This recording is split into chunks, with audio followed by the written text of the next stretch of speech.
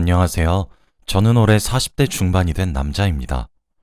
몇 년 전 저에게 아주 무섭고 충격적인 일이 일어난 적이 있어서 이렇게 사연을 남겨요. 지금 생각해보면 너무 소름 돋고 몇 년이 지난 지금까지도 트라우마로 남겨져 있는데 여러분들도 꼭 조심하시길 바랄게요. 저와 아내는 주말 부부였습니다. 저는 서울에서 직장을 다니고 있었고 아내는 부산에서 일을 하고 있었는데 연애할 때부터 장거리 연애를 했어서 주말 부부가 되어도 괜찮을 것 같았어요. 아내와 저, 둘 중에 서울이나 부산으로 옮길 수 있게 되면 그때 집을 합치자고 하고 주말 부부로 지내게 되었죠. 저희가 연애를 했을 때 저는 장거리 연애를 처음 해봐서 초반에는 걱정을 많이 했지만 시간이 지날수록 좋은 점이 많더라고요. 자기 개발도 할 수 있고 아내와 저만의 개인적인 시간을 가지니까 좋았습니다.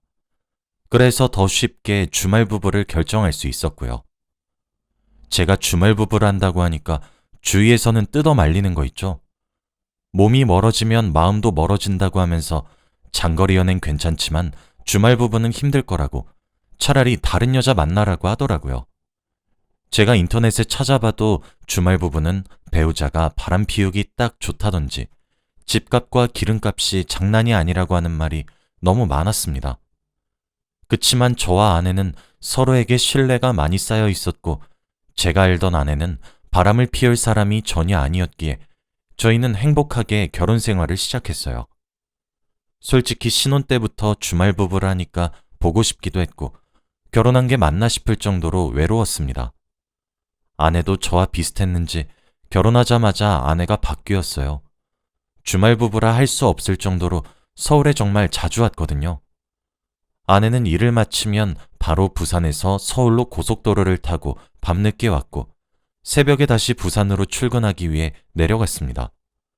평일에 적어도 2번은 왔는데 아내는 보고 싶어서 왔다며 저에게 많은 애정을 퍼부어줬죠. 솔직히 부산에 혼자 있을 아내가 걱정되고 다른 남자가 있을까봐 무섭기도 했는데 이렇게 저를 좋아하는 마음을 보여주고 저를 자주 보러 와주니까 너무 안심되더라고요. 주말에만 만나는 주말 부부가 맞나 싶지만 그래도 자주 보니까 좋았습니다. 부산에 자주 내려가고 싶어도 일이 너무 바쁘기도 하고 그게 얼마나 힘든지 아니까 시도도 못했는데 아내는 그 힘듦을 감수하고 서울까지 와줘서 얼마나 고마웠는지 몰라요. 제 주위 사람들도 그런 아내의 모습을 보고 결혼 정말 잘했다라는 말을 엄청 많이 해주었습니다. 아무것도 아닌 저를 위해서 왕복 10시간을 달려서 와주니까요. 그래도 양심상 평일에 아내가 서울에서 와주면 주말은 무조건 제가 부산으로 내려갔습니다. 부산으로 가면 아내의 집으로 가는 게 아니라 데이트를 해요. 아내는 집에 있기 싫다며 주말에는 맛있는 음식도 먹고 예쁜 것도 구경하면서 데이트를 하고 싶다고 합니다. 제가 장난식으로 왜? 집에 누구 숨겨놨어? 라고 장난을 친 적이 있어요. 원래 아내의 성격이라면 웃으면서 그게 무슨 소리야 라고 했을 텐데 아내는 갑자기 정색을 하면서 말이 너무 심한 거 아니야? 라고 하더라고요.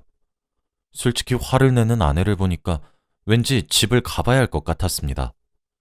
주말 부부를 하고 아내의 집을 초반에만 가봤지 그 뒤로는 한 번도 간 적이 없어서 가보기로 했어요. 그래서 다음 주 주말에 저는 아내가 살고 있는 부산으로 갔습니다. 그날은 아내의 집에서 편안하게 쉬고 싶기도 했고 저번에 정색을 하고 화를 낸 게 찝찝해서 눈으로 확인하고 싶기도 했거든요. 아내의 집으로 가니 제가 의심한 게 이상할 정도로 깔끔하게 정리되어 있더군요. 티 안 나게 집안 곳곳을 서성이면서 누구를 들인 흔적이 있는지 찾았습니다. 그런데 아내의 집은 머리카락 한 톨도 떨어져 있지 않았고 모델하우스 같은 느낌이 가득한 거 있죠? 여보, 집이 왜 이렇게 깨끗해? 부산 집에 자주 안 와? 내가 평일에 대부분을 서울에 있는데 부산에 잘 못 오지. 그냥 잠만 자는 집이야. 봐, 아무것도 없지? 아내가 그때 화를 낸 게 이해가 될 정도로 집은 사람의 흔적이 전혀 보이지 않더라고요. 누구를 숨겨놓을 정도로 아내는 집에 자주 오지 못하는 사람인 것 같았습니다. 그렇게 깨끗한 집을 보니까 제가 아내를 의심하는 말을 듣고 아내가 많이 억울할 것 같긴 하더라고요. 아내한테 사과를 하고 그날 저희는 아내의 집에서 오붓하게 시간을 보냈죠. 그리고 일요일 낮에 서울로 올라가려고 하는데 아내가 자기도 나가야 한다고 하는 겁니다. 어디 가냐고 물어보니 친구들이랑 약속이 잡혀서 나가야 된다고 했고 아내와 같이 준비를 하기 시작했죠. 평상시에는 혼자서 대충 준비하고 나가는데 아내와 단둘이서 같이 준비하니까 왠지 모르게 다른 부부들은 평소에 이런 모습인 건가 하면서 우울해지는 거 있죠. 저희도 부부인데 주말에만 보고 어쩔 수 없이 각자 생활을 하니까 부부가 아닌 것 같아지면서 슬퍼지더라고요. 얼른 아내와 집을 합쳐서 같이 준비도 하고 같이 밥도 차려 먹으면서 부부 느낌을 내고 싶었습니다. 그래서 그날부터 열심히 부산으로 일을 옮길 수 있는 방법을 찾아본 것 같아요. 아내와 같이 준비를 하면서 느낀 게 아내는 집안에 있는 물건이 어디에 있는지 잘 모르는 겁니다. 제가 여보, 드라이기 어딨어? 라고 물어보면 아내는 몰라.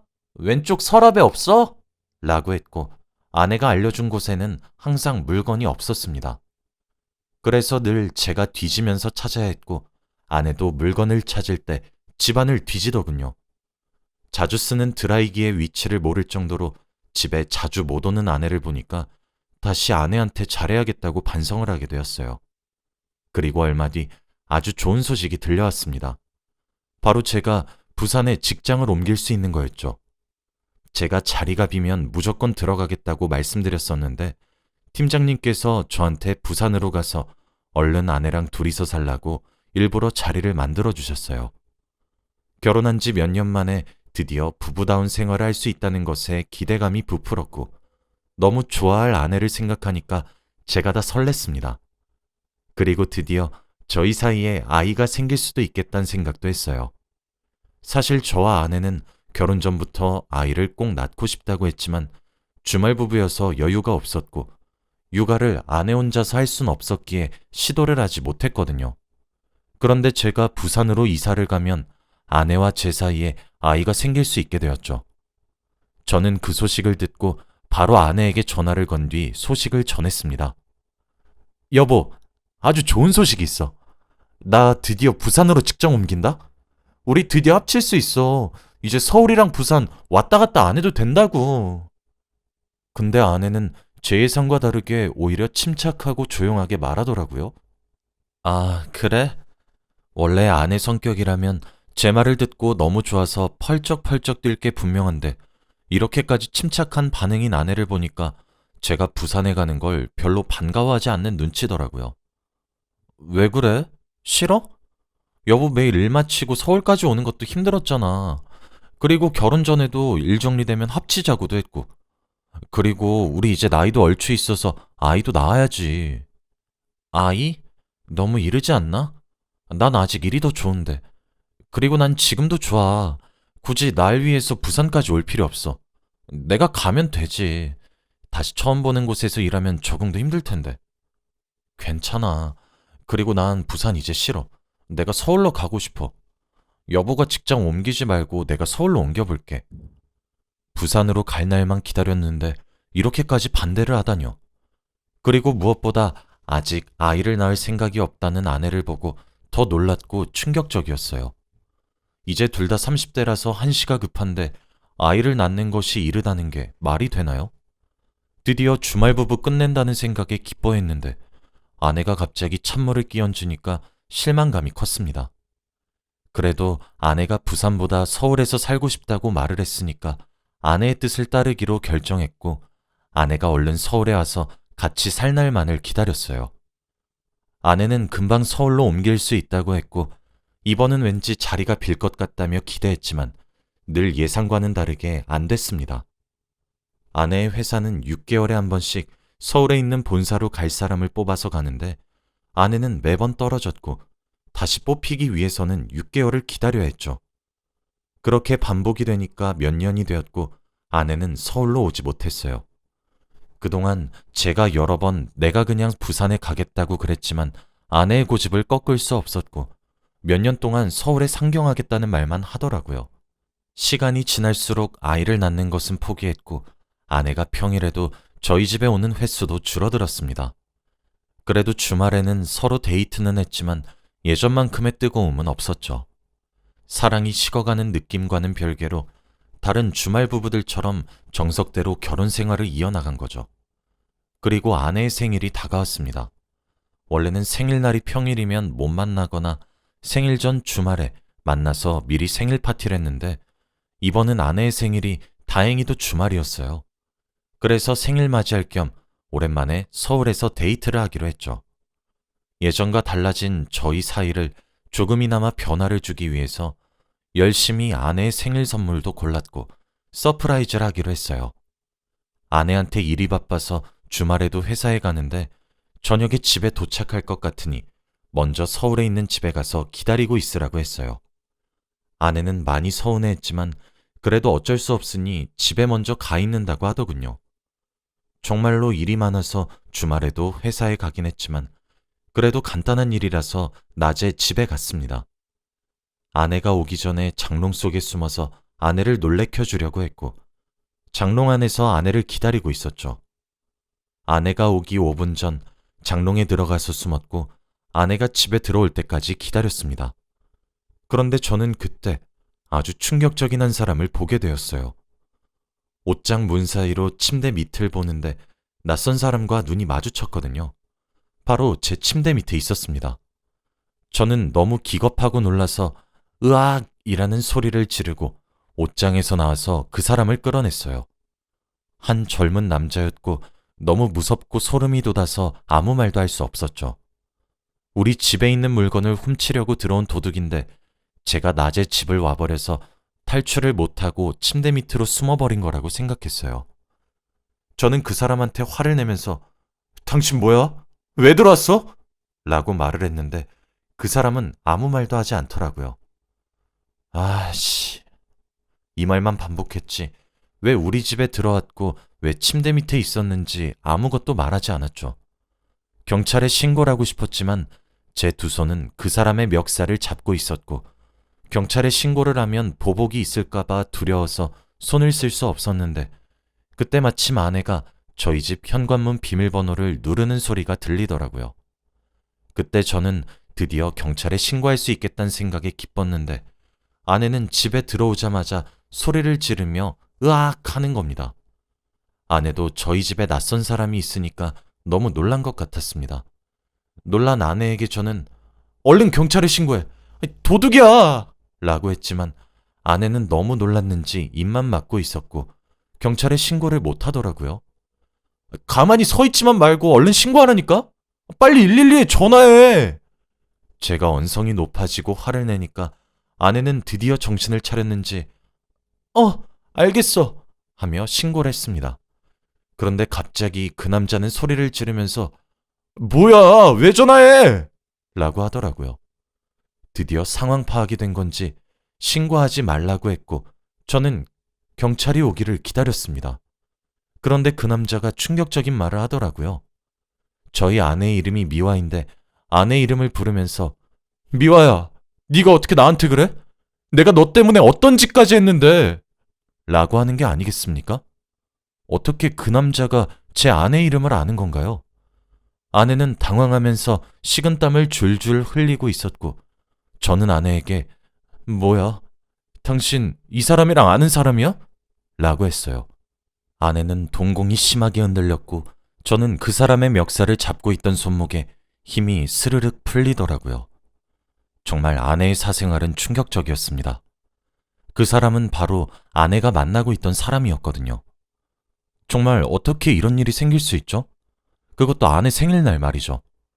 그때 경찰이 들이닥쳤고 그 사람은 수갑을 채워진 채 경찰서로 갔습니다.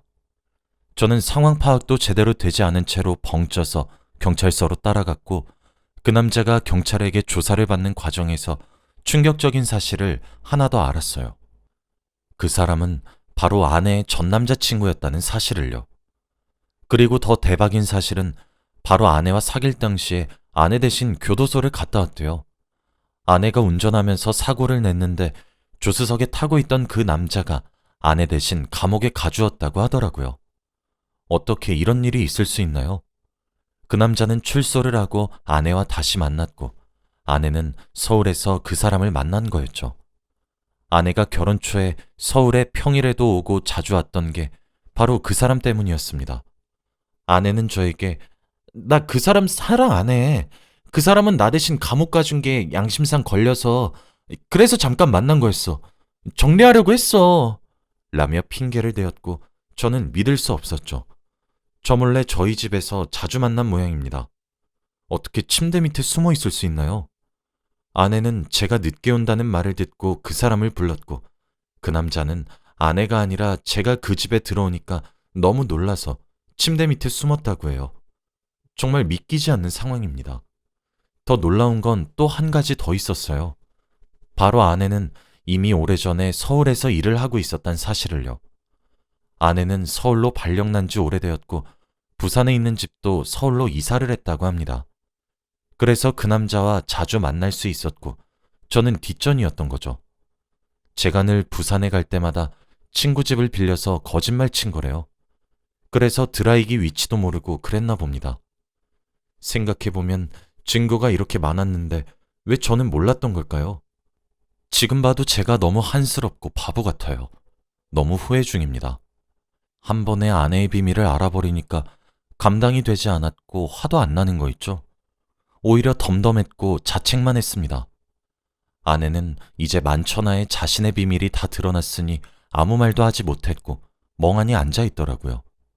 경찰도 이런 사건은 처음이었다고 말을 했고 수사를 제대로 하기 시작했어요. 예전에 아내가 냈던 사고를 다시 재수사하기 시작했고 아내는 가중처벌까지 받으면서 감옥에 갈 수밖에 없었죠. 그 남자는 저에게 죄송하다고 사과를 했지만 저는 받아주지 않았습니다. 그 남자도 아내에게 배신당하고 화도 났겠지만 저 몰래 아내와 바람을 피우고 제 집에 함부로 들어온 건 잘못한 거니까요. 그 남자도 지금 생각해보면 왜 아내를 믿고 감옥에 대신 가졌는지 후회된다고 해요. 정말 그 사람은 감옥에서 몇 년 동안 있으면서 얼마나 힘들었을까요? 자기가 저지른 일도 아닌데 말이죠. 아무튼 저는 집으로 돌아와서 이사 준비를 했어요. 더 이상 그곳에서 못 살 것 같더라고요. 그리고 이사를 하면서 침대를 들여놓지 않았어요.